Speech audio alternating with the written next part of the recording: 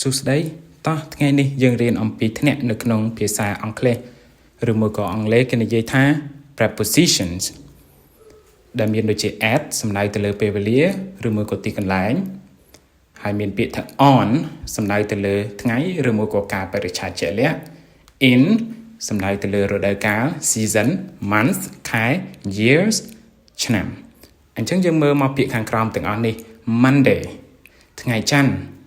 តើយើងត្រូវប្រើជាមួយនឹងធ្នាក់មួយណាគឺយើងប្រើជាមួយនឹងធ្នាក់ on Monday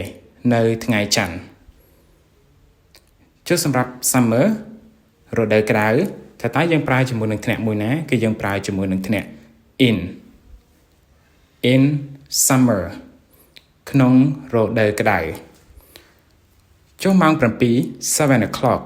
តើយើងប្រើជាមួយនឹងធ្នាក់មួយណាដែលបញ្ជាក់ពីពេលវេលាគឺធ្នាក់ at អញ្ចឹងយើងសរសេរថា at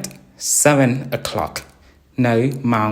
7ចុះ July ខែកក្កដាតែយើងប្រើជាមួយនឹងមួយណាគឺបញ្ជាក់អំពីខែ month គឺយើងប្រើ in July នៅក្នុងខែកក្កដា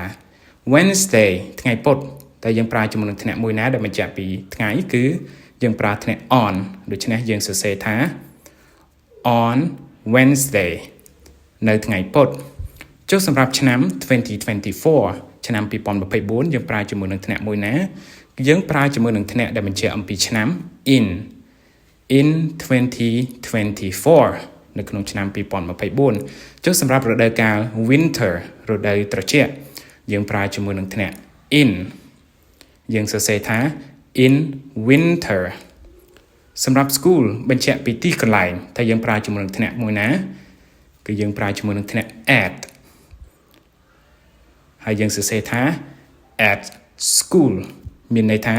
នៅសាលាដែលបញ្ជាក់ពីទីកន្លែង 4th July ថ្ងៃទី4ខែកក្កដា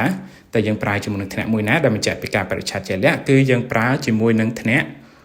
on យើងប្រើថា on 4th July